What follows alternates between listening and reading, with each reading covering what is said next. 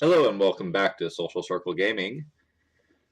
Picking up where we left off last time, the Northern Cross did us pretty darn well in the last battle, but I'm itching to try out the whole strafing mode that they implemented at the last update. In order to take advantage of that, you have to use robot legs. Um, let's see, mech legs. Yeah, mech leg Spartan, mech leg Centaur. Or you have to use the spider walker legs, insect legs, worker or soldier. The wolf is just the same thing as the insect leg worker. So let's get designing. So the stance of the mech leg Spartan is pretty close together compared to the mech leg Centaur. I can get it far enough back here, which is a little bit of a wider stance. It has a little bit more armor and it's a little bit higher speed, so we're going to go with that. Because it's a little bit wider stance, we're going to be able to use the long rod in between to connect them. The rods are great to use because their CPU load is 5, the same as using 5 cubes, but their health is also the same as using 5 cubes. So no matter where they're getting hit, they have that health. And the mass is 1/15 the amount of the cube. So it's really, really sturdy, really strong, and it's thin, so it's harder to actually hit. This is why I like using it.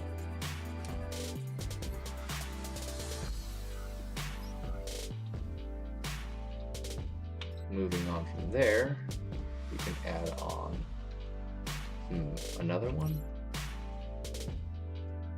for stability. Now, if this block here gets hit, it's a weak spot, is what it is. Do some short rods on the front for gun mounts. L-shaped for sides and the front. Attaching them to the leg, since the leg is the healthiest part of the mech, attaching the mounts, them directly onto the mounts instead of onto regular chassis blocks make it really tough. It's really good to build directly on those if you can, or directly off of those. Picked up some plasma disruptors for this build.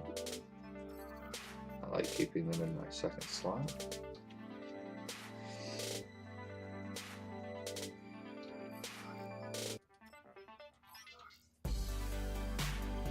Do a little connector for my peripheral devices.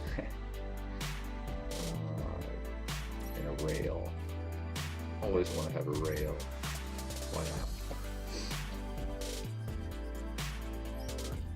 Shoot those things out of the sky that I can't hit with the plasma. Anything that's on the ground though.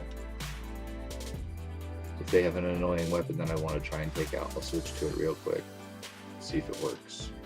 The great thing about the strafing is, well, I'll show you later. Continuing on with the design. Another great thing for movement, I think I covered it before, but a hover foil on the back or in your robo design for your walker will actually speed it up when you're jumping. You'll be able to cover a slightly greater distance and travel at slightly higher speeds, especially if you like jump off a cliff or something. Let's see. What else? What else? Oh, radar.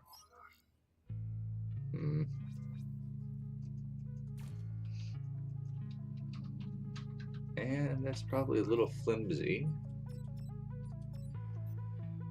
Let's see what we can use here.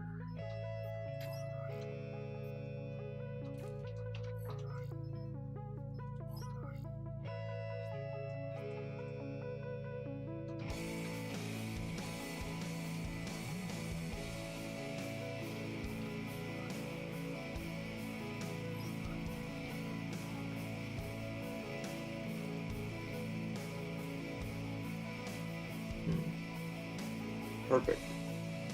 Let's take it out for a spin.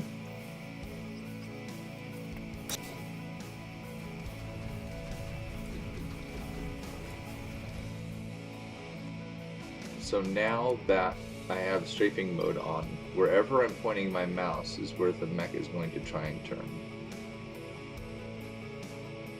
And then it's just going to stop.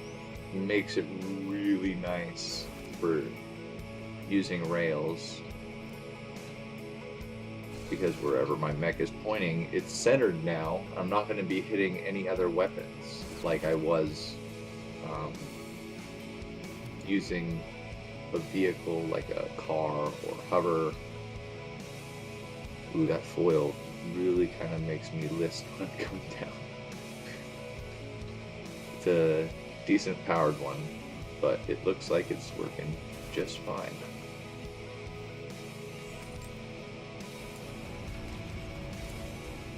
Not bad. Alright, let's see how this thing does in a battle.